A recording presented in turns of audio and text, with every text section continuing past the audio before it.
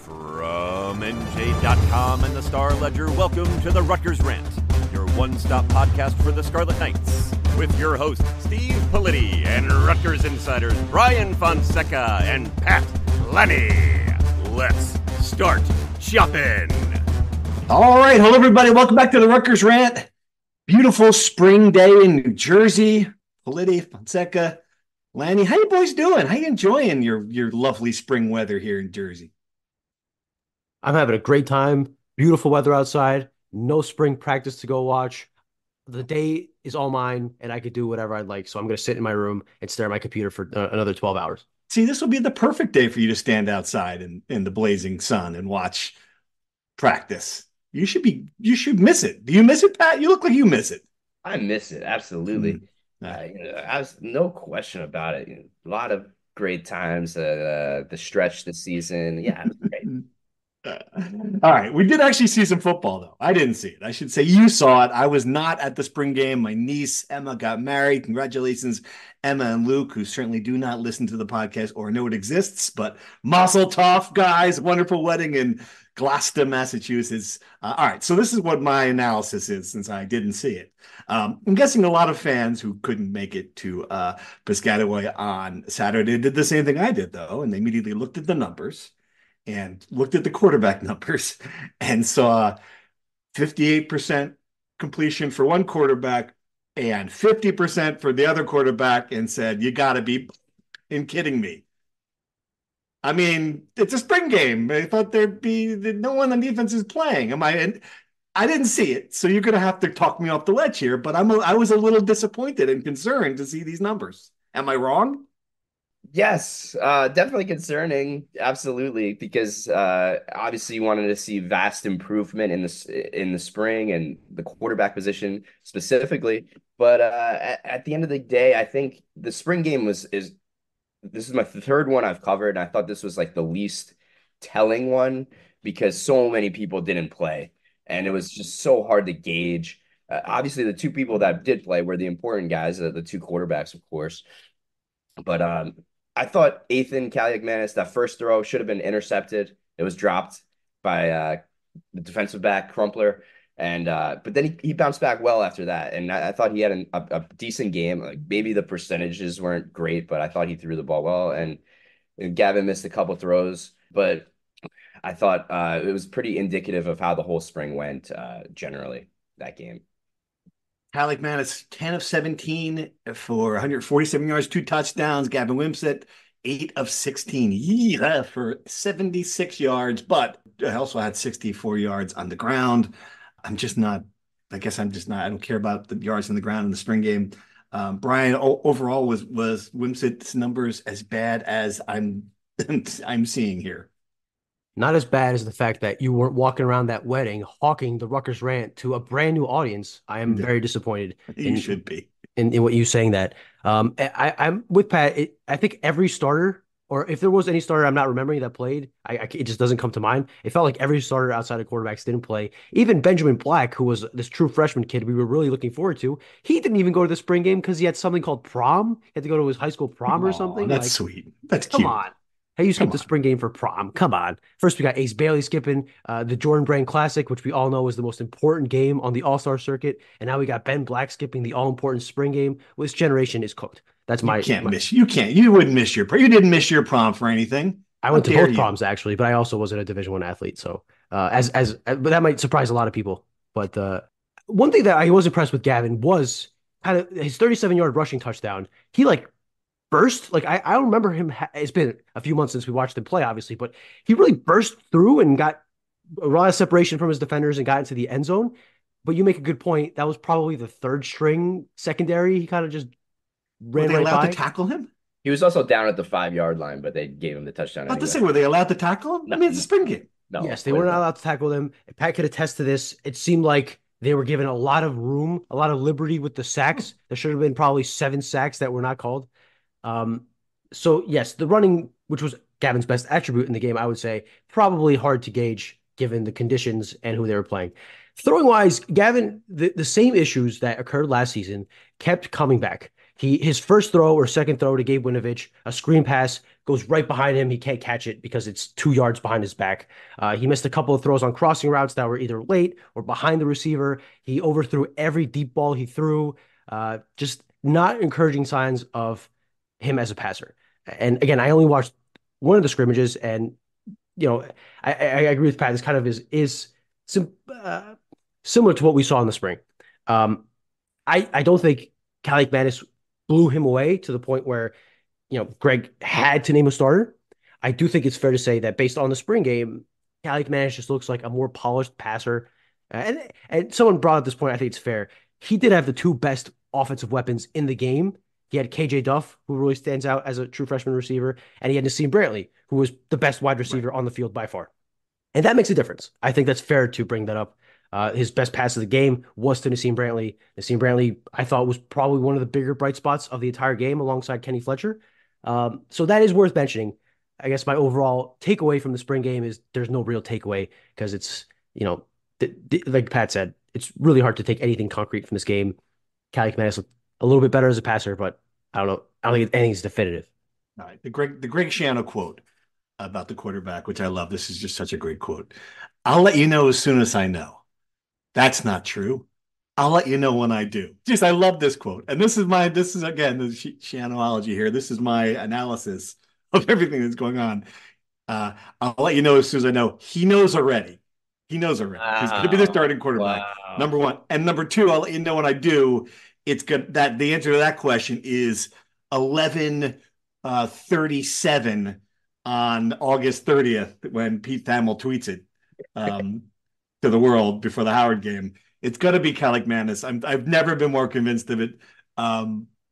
Okay, yep, be one of those things. Prove me wrong. Going to be him. It's going to be a situation where both quarterbacks are going to play. We're going to hear that we're going to hear that from now until the end of time, and both quarterbacks will play. But the guy who's going to take the majority of snaps and throw the majority of passes is the new guy. I just feel strongly about that. I don't think I mean, can you either one of you tell me I'm wrong? Put it that way.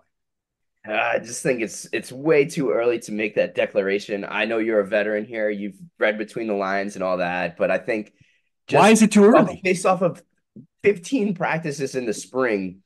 Is he going to suddenly get better? Whoops it. You've seen him now for 3 years. I listen. I think. Sorry, I'm like grumbling over here. I just think he's got a shot. Like I bring it back to our Daniel Jones conversation. We've already written Daniel Jones off, and he can't play. And now we're writing off Gavin Wimsatt that he's not going to play. So I do have some faith that Gavin has a shot to win the job in the summer when everything's on the line and it's real competition and things are a lot more, there are higher stakes. Ryan? So I will say that we've talked all spring about Greg being a bit jollier than usual. I thought that line was a perfect encapsulation of it. I think it was very self-aware of Greg. I think he had a little laugh with it. I thought it was my favorite Greg quote since I've been on the beat, just to kind of acknowledge that, yeah, I know some stuff I'm not going to tell you guys. What are you going to do about it, right? I thought it was a nice moment. I think Cali McManus is in the lead. I think from what I've seen, he is probably the better quarterback. I think it kind of tracks with their college football experience. I think Cali McManus has shown he's slightly more accurate of a passer. I don't know if he has more. I don't know if his potential is higher than Gavin. I think Gavin has better arm strength. I think he's a better athlete. And I think if he puts it all together, he could be a better quarterback than Cali McManus. But I think Cali McManus, as it stands, is the better quarterback. I think there is certainly a possibility of a two quarterback system. And this is me just purely speculating. This isn't anything we've seen, but I can definitely see Gavin Wimsatt playing a sort of Johnny Langan role of like a kind of change of pace, a guy who can run the ball. He can throw the ball too, right? Like he's a better passer than Johnny, so it'll be a little less one-dimensional if they do go with that. I don't know. I don't know how successful it would be, but I certainly think that the hope is that you keep Gavin around as a reliable backup. While you have him, you could utilize his strengths in a game in conjunction with Cali McManus. I think that would be a nice combination. And I'm kind of with Pat. I don't think they've written him off completely. I think he'll still have a chance to win the job in training camp, but I kind of am in your side, Steve, where I think they are probably leaning in one direction if I had to guess, because the evidence seems pretty, I want to say substantial, but it seems to be kind of pointing in one spot. All right, the list of guys who didn't play in this game: Monangai, Miller, Dremel, every presumed offensive line starter. Well, that explains some of the problems blocking, I guess. Longerbeam, Rogers, Aaron Lewis, Wesley Bailey, Loyal, Igbenuson, Powell, Teray. That's pretty much your 12 of your 15 most important players. Who did play, and of the group that did play, was give me a couple standouts here that people who saw the game would have been like, wow, that kid's good. Yeah, we mentioned Nassim Brantley already. He was the leading receiver, had a great game. He was fantastic, and he should be probably one of the two starting receivers on the outside. I think he certainly was going to be last year before the NCAA eligibility issue popped up. So Nassim Brantley played well. I thought a couple of the tight ends played well, not just Kenny Fletcher. I thought Mike Higgins had a decent game as well at tight end. Um, and then defensively, I thought a guy that had a nice spring. He won the most improved award, had a nice game. Al Shadi Salam slotting in at like the third cornerback. And one other guy who had a nice spring in my eyes was Troy Rainey, defensive tackle, had a pretty good spring game as well. So there's a couple of names there. Right? Anybody else? Yeah, I think KJ Duff kind of had a flash some of the stuff that we had seen earlier that earned some praise from Greg Schiano after the scrimmages. I think the wide receiver is interesting because Nassim Brantley it could compete for a starting spot. As Pat said, with the tight end competition, I thought Kenny and Mike looked good in the spring game. More than their performance there, I think it's a good sign that entering the spring, tight end was probably the position with the most question marks. But after what they've done, the encouraging signs they've shown, I think, as I wrote this morning, that's a position you probably don't have to go into the transfer portal and reach for a prospect just to add depth. Those two guys will probably compete for starting time, and they might be able to provide more in the passing game than Johnny Langan and Sean Bowman did last year. Offensively, again, it's hard to see any standouts. Isaiah Crumpler got a couple of pass breakups. Probably should have had a pick six on Ethan Kaliakmanis, but it's good, encouraging signs to see from a kid who converted from a wide receiver in the spring. But again, just like we said, with quarterbacks, tough to take any big picture takeaways from a spring game. And I think that's kind of the way Greg Schiano wanted it, right? A lot of these college coaches are doing this trend where Ole Miss didn't even have a spring game. Greg Schiano didn't play any player with any remote possibility of playing heavy snaps next season because the transfer portal doesn't close until tomorrow. And the last thing you want is a player to have a big spring game and all of a sudden his phone is blowing up with other schools saying, hey, are you considering going to the portal? We could use a defensive end or whatever. So I would not be surprised if in a year or two from now, spring games just don't exist anymore. And they, instead of just being a Ferris wheel in the end zone, it's a 7 Ferris wheels all over the field. And it's a nice little Rutgers day for fans. I went on the Ferris wheel before anyone showed up and it was fine. I took a nice video view of the field. I wish I could watch the game a little bit from high up, but I will probably never go on that Ferris wheel ever again. Not that I have a fear of heights. Why not? Why not?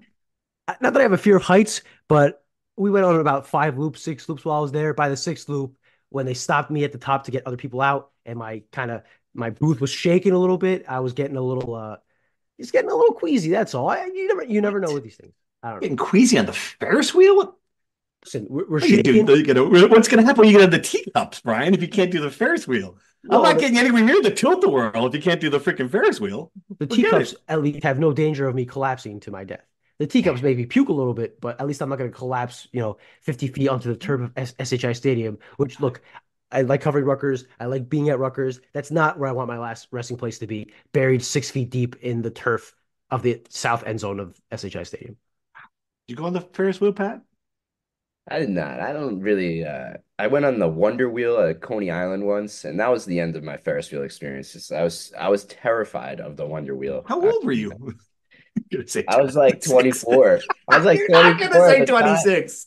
What a Yeah. disgrace the two of you are. I don't say this often enough. A Ferris wheel, for crying out. The Wonder Wheel?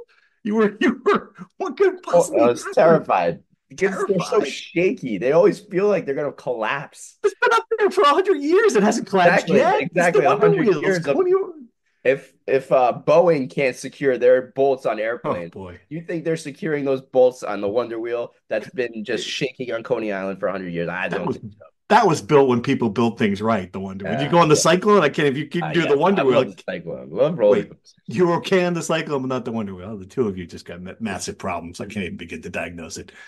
Last All time right. you went on a Ferris wheel, huh? What was the last time you were? I don't know. Been probably took my kids out at some point. Not something it's boring. I like the high impact fun rides. Are we done with our Ferris wheel portion of the show? Okay. Moving on. Do you want to do some basketball? We don't have much basketball news. Want to just poke in there first and then do questions? Like, it's Jaden Jones, target for small forward. We nearly knew you, Jaden, heading off to Oklahoma. I guess they're really not a surprise. No other news, it appears, portal wise, though. Things are calming down. Jaden Jones seemed like it was heading in this direction, especially when he left his visit without committing. Generally, especially with the transfer portal, when guys visit, you want them to say they're coming after they leave, or you have a good feeling they'll do that. He didn't. He decided he wanted to take more visits to Oklahoma and Butler, the two schools that were talking to him before he took his trip to Rutgers. Oklahoma got the first trip and they got the committed this weekend. It probably makes more sense for him. It's a place where he'll have guaranteed starting minutes. Oklahoma is desperate for some guards after missing on a lot of guys in the transfer portal. Whereas at Rutgers, he was probably going to be a role guy playing 15 to 20 minutes. At Oklahoma, as it stands, he'll probably play a majority of the minutes and be one of the main guys. So good for Jaden Jones. I thought he would have fit perfectly at Rutgers. And what they need, a 3-and-D guy who's a sniper. But Rutgers will continue to pursue that. I believe that's one of the two main priorities to fill the last two scholarships, a sharpshooter, because again, the only real guy you have on the roster as it stands that has proven he could hit threes is Zach Martini. You need another guy who you feel confident. Acuff and Jordan Durkak, you could convince yourself, are guys who could shoot a little bit better in lower usage situations. You can hope that Ace Bailey and Dylan Harper are solid shooters as freshmen. You can hope that Lathan Somerville is the best three-point shooting center that Rutgers has had under Steve Peichel. All these things could happen, but I still think you need a bona fide three-point sniper that's done it at the college level. Jaden Jones would fit that role. High level, high volume, three-point shooter. And then obviously you need to get a center. That's the position everyone's talking about. We said a bit of a stir last week when I brought up my conspiracy, potential no center. I do think they're going to get a center, to be clear. I think I said that last week, but just to be clear, no names yet. We shall see. The portal closes tomorrow. Is tomorrow May 1st?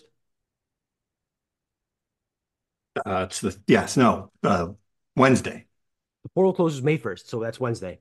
And I think there will be some movement there because there are probably teams that are not trying to ruffle any feathers on their current roster, because once the portal closes, it closes for everybody. So nobody can leave. Maybe there are teams that are saying, let's not do anything to upset the current roster and then start doing that movement May 2nd, because then everyone's kind of stuck, right? So we'll see. I think that, or I hope at least, that Rutgers will have its roster set by the middle of May at the latest, because if this drags on to June again, I don't know what I'm going to do with myself. So we shall see, but no real substantial update at this point outside of Jaden Jones saying he's going to Norman and playing in the SEC. All right, let's dive into insider questions. A lot of football-related questions. A lot of you guys are apparently at the game, enjoying the lovely Piscataway spring. The quarterback questions, we got a bunch of them. Greg Schiano has used multiple quarterbacks in the past. Is it possible we will see a two-headed monster at the position? Yes, a million times yes. That's the easy one. Mike follows up with a question a little bit more detailed on that one. It appears that Gavin has not improved the throwing accuracy. Just guessing, but if he has dropped the second string, then when will he come into the game? Or Rutgers has solid running backs, therefore I do not think they need his running skills. Again, just guessing way in advance, but he might be in the portal next year. All speculation. I think there's still a place for him in some change of pace roles if he's certainly they've done it in the past with quarterbacks. What do you guys think? I mean, is it if he's second string, he's not in, or do you think there's a way that you could give him a series, give him some third down plays, change a pace on second down sometimes? What do you think? I think he does the read option so well, and people forget that was a big part of why Kyle Monunga had such a great season. Like that was a legitimate factor in the running game. Gavin's great at the read option, so I do think that there's at least some package if in this scenario that he is second string, which I'm not going to yet. That there will be opportunities for him, and also just to do other things out of it. He has great arm strength. He can throw the ball downfield. So I think there are a lot of things you can utilize him for. So I don't think it's going to be he sits on the bench. I highly doubt that. And Kelly McManus he's not Dan Fouts either, Brian. It's not like you've got a guy who's going to come in and just be He established. Why pull Dan Fouts out of nowhere? It's not gonna. It's your first quarterback that popped in my head. I was trying to come up with a great quarterback. I immediately went to Dan. Of course, I did. It's not like he's Dan Fouts. You're gonna be. I mean, I think there's a chance that he will play just because you have another option, and Kelly Manis might struggle. I think you're going to see him. So. Look, I'm not trying to be mean here. I've never heard or seen Dan Fouts. I don't know what kind of reference. Are you saying he's not a mobile quarterback? Are you saying he's not an elite? I'm saying he's not just a great some excellent Hall of Fame level passer. So I'm trying to say, like, it's not like we can't take Kelly Manis out of the game. I mean, we're not. He's still a serviceable quarterback, right? See what I'm saying? Sure. I think there are a couple of factors here. One, Sean Gleason is no longer the offensive coordinator, so the trickeration, it might not be as big a factor as it would have been 2 or 3 years ago with the Johnny Langan package. Two, I don't think they would say this to Gavin now because I do think they want him to view the competition as alive, and I think it is. Again, but I think keeping him engaged by potentially having a package for him would keep him engaged as the backup quarterback and keep him believing that maybe he could win the job over Calic Matt if he does struggle early, just to kind of keep his hope alive, because going from a starting quarterback to the backup probably is a bit of a mental shift if it happens. So you want to kind of, manage that as well. I don't know. Again, this is all speculation. We have not seen any of these packages or whatever in the spring, right? I don't want people to kind of take that and run with it that we're talking about it, but I think it's certainly possible. I think that would probably be the best route to go. And I think Calic Manis is a better quarterback than Gavin Wimsatt. I just think it's the evidence from last season, the evidence that we saw in the spring game. I just think it's hard for me not to say that. I think you're right. I don't think he's Caleb Williams infinitely better than Gavin Wimsatt, but I think he's better. And I just don't. If I know Greg Schiano, I don't think he wants to have a quarterback competition. I know he's changed quarterbacks in the past. I know we talked about this last year, but the fact he stuck by Gavin last year, the whole season, despite immense struggles, tells me that he'll probably do the same with Calic Manis. Because if he does go back to Gavin, that probably is more of an indictment on Evan Sutton, who did not win the Templeton job, by the way, that it would be an endorsement of Gavin Wimsatt last year. So I think we need to see a lot bigger sample size in training camp before we know definitively, but I certainly think that a package is a possibility. I figured out where Dan Fouts came from, by the way. So there's a question from another reader that planted in my head. For the pod, if the ball is the program, are we really going to go to an Air Coryell type attack? Steve, you might have to explain that to the guy. Don Coryell, the great San Diego Chargers offensive coordinator, father of the modern pass game. Pat, you're nodding your head like this is not a reference that goes over your head. It's so appropriate, though. This is fantastic because we didn't bring it up yet. Yeah. If you watched the broadcast of the spring game, Dom Savino interviewed Greg Schiano before it started. He said, "What are you most excited for?" And he said, I'm really excited to see Air Shiraka." Well, there you go. So that it's a perfect correlation. Air Shiraka. Air Shiraka. Well, we can elaborate on that because clearly they were going to throw more than they'd usually throw. In the press conference, I asked him, like, are you guys going to put more impetus on throwing the ball downfield? Was this a preview of things to come? And he actually laughed, and it was hilarious. Like we're saying, jovial Schiano, happy Greg, yeah, very happy. And he was like, "No, we threw the ball a lot so people didn't get hurt. That was the only reason." Right? Yeah. That's good. That's a good answer. All right. Good answer. Yeah, funny. So yeah, I wouldn't. I still think this is going to be 60-40 running the ball, fellas. If Greg has it his way, and he will have it his way. So I love that though. Dan Fouts getting some Chargers. It's like a Chargers podcast all of a sudden. All right, moving along. Fred V wants to know, you guys always hit us with what we've learned this spring. How about something we learned that really surprised us? Does anything during the course of spring practice qualify as a really surprised level development? I got one. Okay. And I think we talked about it on a previous pod that Schiano was already open to his 5 stars on the offensive line. He had a good idea of that already. I thought that was a little surprising. Yeah.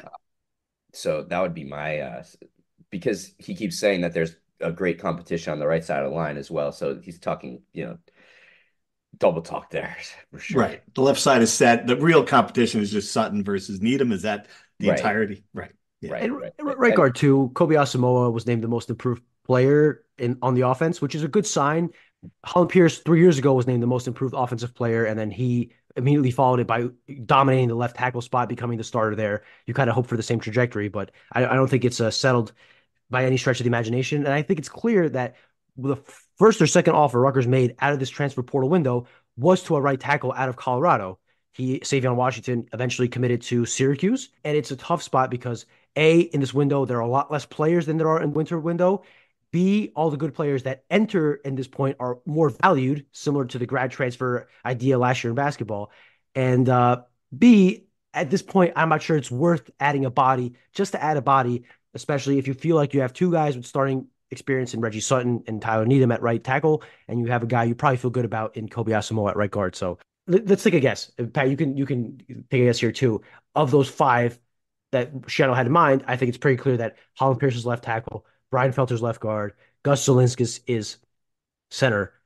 I think Kobe Asamoah being named the most improved player tells me he's probably slotted in at right guard. And then right tackle, I think, is the most interesting battle.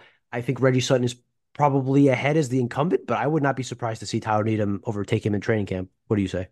I totally agree, but I also agree that Sutton has the slight edge now over Needham. All right, some more personnel questions. I didn't see much about Ian Strong. I thought he was the best receiver on the team by the end of last year. Is he still in the mix? Quickly. Yeah, great question. Ian Strong was a little dinged up, so he wasn't on the field as much as some of the other receivers. Right. All indications he'll be fine and definitely right in the mix. I brought this up to a couple of the quarterbacks. Like they're to me like six guys that are emerging as capable starters at receiver, and sorting out who it's going to be is going to be a big deal in training camp. So that'll be one of the big storylines. Just need two. Yeah, one, maybe I one. know. Yeah, yeah. I know. Just interesting. Yeah, yeah. Biggest thing holding this team back, Yeah. and quarterback and receiver, right? Like it goes, the passing game just has to. They need that. They need that guy. They need, they haven't had a guy. I had pulled out this stat. They haven't had a 600-yard receiver since Bo Melton. 600 yards. That's crazy. That is crazy. Yeah, that's not good. All right, Rocco wants to know, do you know what Shiano is going to do about a punter? I think we certainly need a good one, he said. I think we're going to have breaking punting news here soon. By the time Brian makes the 800 edits necessary to publish this pod, we should have a punter, right? Who's the punter? Jacob Anderson, another Australian. So it'll be the third bloke. Someone from down under. He's trained with Pro Kick Australia, played Aussie rules football, but he will be signing as a member of the class of 2024, so they'll have 4 years of eligibility. So should continue the Aussie tradition. Familiar with Adam Corsack, believe we're down with him in Australia. And I think Rutgers fans will be rejoiced with this news because, strangely, I think we had 2 or 3 texts of people saying, like, we need a punter. The punting is not great in the spring game, which that's a little too much minutia for me as the beat writer. Like, I think we can relax about the punter, fellas. I don't know. I agree with the texters. I'm very worried about the punting. And special teams in general. I'm worried about the kicking. We got like 16 questions about special teams here. Brian K. Special teams are always a big factor for coach on a scale of 1 to 10, with 10 being the best. How is special teams looking this year? I'd say right now it's about a 3.5. I have no idea. No, right? I agree. You don't have a punter all spring. I agree. It would be pretty crappy for this team, the best team they've expected in a long time, to be undone by the kicking game. Would be yeah. It would be ironic. Would be ironic. You're not worried though.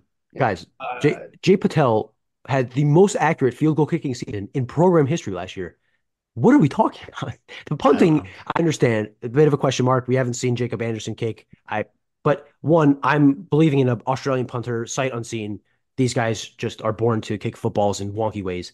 Jay Patel, to me, maybe he's not a guy with a deep kicking leg, but he's very accurate, obviously, by his numbers. And Austin Riggs is a grown man who was proven as a good long snapper at BYU. Okay. And I just... How about the return game? You're forgetting that. You're forgetting probably the most important part of special teams. Rutgers hasn't had a return. Like literally, it was a fair catch or a fumble. That was the entirety of this return game last season. Right.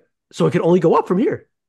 Who's going to return kicks? Do you have the answer? They can't possibly... Right now, Dremel. They can't put Dremel. They can't put your best receiver back there. And then they were working in Al-Shadi Salam a little bit as well. And I think maybe you could see, this is a theory, not sure, The speedster Ben Black, the freshman, could be potentially. We haven't seen any kick returns yet this spring, but I think he's got, he's so fast that you might want to put him back there for kick All returns. right. All right. There's some options. You've talked me off the ledge about the special teams play. I can Now, sleep tonight. well, one thing you might have to be worried about is Max Melton, who was the elite blocker of punts and field goals. Obviously, he's off to the NFL. Congratulations to him getting drafted in the second round. Who is the next guy that's flying off the edge and blocking They've, kicks? they've always found that guy, though. That's one thing I can say for certain. If Greg Schiano coach teams, they're going to find someone who can block kicks. I do believe that has been consistent for 20. How long has it been? 21 years, minus a few years in between. Um, but yeah, no, that's a good point. He is certainly excellent. He was a great kick blocker. Yeah. Second round, we didn't talk about him. You were at the Melton household when he was drafted. Great. I thought he would have been a great pick for the Giants. I think the Giants got some, I don't know the kid's name, but some, 5'10" cornerback. So this thought, I'm like, come on, this is not what they need. Max Melton would have been great there. Obviously, the Cardinals get him instead, reunited with Marvin Harrison Jr., which is cute story. Take us inside the Melton household. So to be clear, it was not the Melton household. They It were was at a not. family friend's house in Galloway. Gotcha. Okay. It was a very nice house, and they were very gracious enough to let me into the party. About 100 people in there. Some of his former teammates, guys like Robert Longerbeam, Tyrone Powell, Chris Long, Dymere Miller, Kyle Monangai. The list goes on. Flip Dixon, Mark Orfe, his quarterbacks coach, was also there. And kind of everyone was packed out wearing all black upon Max Melton's request, myself included. I followed dress code. And they had an ice sculpture. They had a nice, display, a nice painting. Just really all well done party. And you think you enter the day that he's going to get drafted on Friday. You're not sure if it's going to be early second, mid third. You're kind of in the anticipation there, and everyone's sitting around the living room TV watching. And Max Melton, at about 50 minutes into the show, gets a call. Everyone quiets down. He leaves to go to the dining room where he had a table with a hat from all 32 teams, everyone represented. He grabs the hat, puts it inside his jacket, and goes to sit down. And then the pick is in for the Arizona Cardinals. Everyone kind of figures out that's where it's going to happen. And then the longest commercial break of all time, legitimately 8 back to back to back.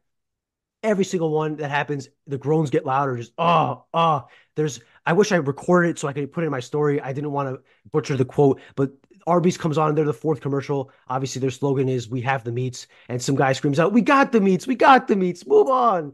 And everyone's kind of growing restless. And finally, the Cardinals come out. The guy on the podium says, "Where are my Arizona Cardinals fans at?" Someone in the crowd screams, "They're all in Jersey right now." And obviously, they call Max Melton's name. The place erupts. Like, I don't think the video did justice. It was very, very loud in there. Everyone's happy for Max. Bo Melton's fired up. And then we interview him on the side, and he's talking about playing with Marvin Harrison. Kind of winks at us and says, "I think I did pretty good against him the last couple of years." They tweet at each other. It's all nice. Bo Melton's kind of beaming and happy. They informed Bo that they're going to play each other at Lambeau Field next year. And we asked Gary Melton, their father, does he plan on having the half-half jersey? Obviously, that's been very popular among parents watching their sons play each other. And Gary Melton said, "Nah, that's overdone. Everyone does that."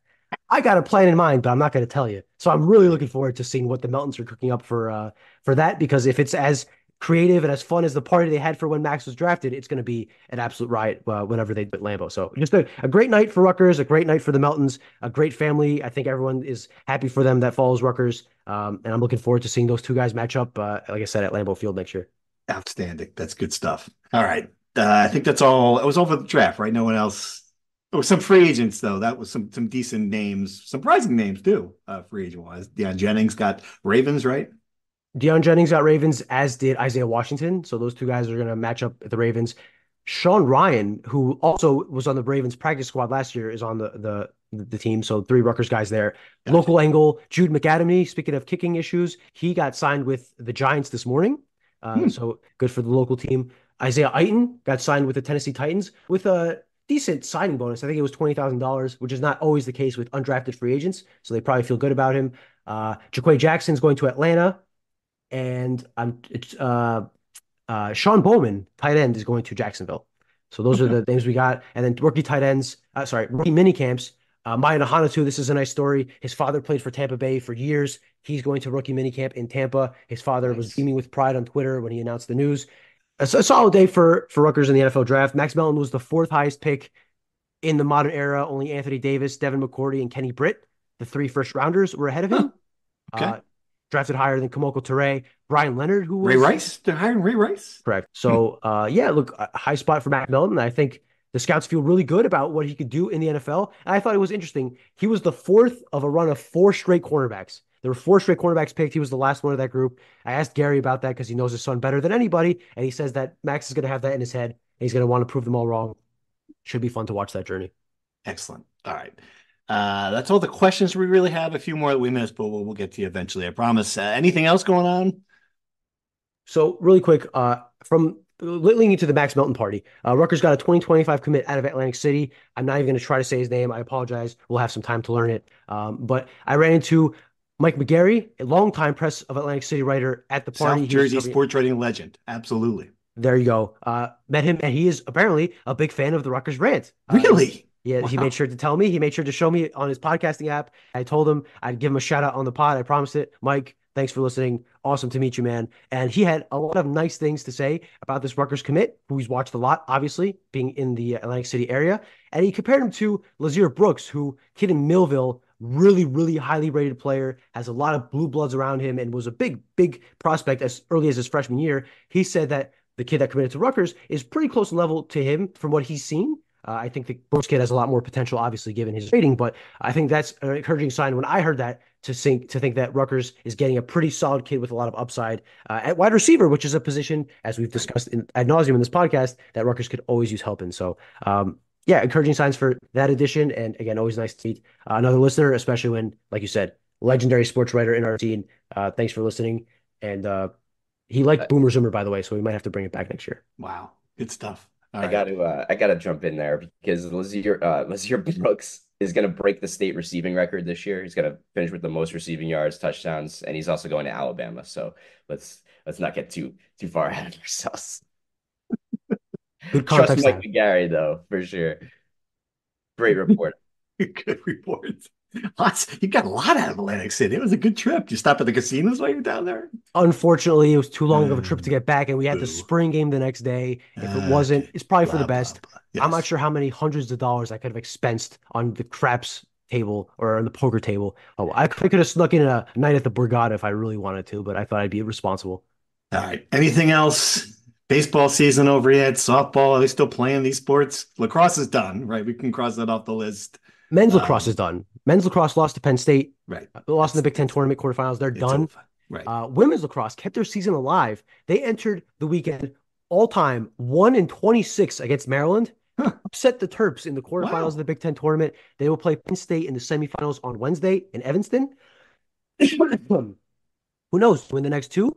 You may get to the NCAA tournament. It's a heck of a run for Melissa Lemon's team, but I would not bet on that. Baseball, swept at Indiana. Sorry to say, got absolutely rocked in one game. I believe the score was 18-6. Right, Pat? Does that sound right? Sounds right. Yeah. Softball, I believe, lost the series to Michigan State this weekend. Not in great shape. Probably both need to win the Big Ten tournament, similar to lacrosse, to make the NCAA tournament. But a lot of good stuff out of Penn Relays. Pat, follow that closer than I do. Penn Relays, yeah, absolutely. An Olympic trials qualifier, Chloe Timberg, Steve, so you might got to put that on your list. She jumped 15-1 in pole vault to hit the Olympic standard, so she'll be going to the trials. That also set the Penn Relays record, which is crazy. So, does she have a shot to qualify? Is that a qualifying? Great question. I can't say I'm privy to the American pole vaulters at the moment, but isn't it Ashani? She's having a great season. There's no Randall question. Cunningham's daughter, the pole vaulter? She's a high jumper. She's a high jumper. Yeah, I knew I had one of the two. Yeah. Okay, I'll know this before I get to Paris. Unlikely. But yeah, really good performances at the penalties. Outside of Chloe Timberg, the distance medley, I think, broke a school record. And sprint medley with Alex Carlson running the 800 as the final leg. You're both smiling because you know what's coming with this. With Alex Carlson. We've talked about Alex Carlson on this show for 4 straight weeks. I have to log on the internet and I see a competitor, good friend, but still competitor, Jerry Carino, interviews Alex Carlson before either one of you jerks could interview Alex Carlson. I just don't understand. We could have had her on the show. Jerry's been going to the Penn Relays for over 20 years. You know our interest there. The show, no one's more interested in Alex Carlson than we are. And just because, I mean, I don't know. That was a tough beat. That was a bad beat. I'm a little disappointed. Just a little disappointed. In fairness, Jerry Carino was a former track athlete himself, collegiately, ran at Seton Hall. Maybe they have a little bit of a college athlete kinship there. Neither Pat and I could match. How about that? Okay. Still doesn't. Two more track shout outs. Sorry. It was the men's distance medley, broke school record. 45 years. It was 45 years old, so pretty significant there. And Sincere Robinson, who tremendous high school story, won the long jump. So he was second to his teammate last year or 2 years ago, and he won it this year. So good stuff from the track team. It's been a solid spring for sure. What are the odds that Alex Carlson has listened to any of this? Do you think there's some friend who's like, there's this weird podcast and they talk about you every episode? Have you listened to this? Like, do you think there's a friend of? I don't think so. She's blissfully unaware. I hope so. We have to do something like an annual Alex Carlson or Memorial Award, where like the most obscure. You do our end of the year awards on a podcast, right? I mean, she should be in the running for something. Right. That's good. Oh, good. All right. So that's something you guys can look forward to. Eventually, here in the coming weeks, we'll have an end of the year awards, and there'll be a memorial. Maybe we should name him an award after Alex Carlson. It's a good idea. All right. I'm gonna get to work on that. I think that's a good place to stop. Something for you guys to look forward to. I do not know when we record the next show, but it'll be sometime next month. Until then, thanks for listening. Thank you for listening to the Rutgers Rant. To participate in the conversation and receive live updates about the Scarlet Knights directly to your phone, sign up at NJ.com/insider.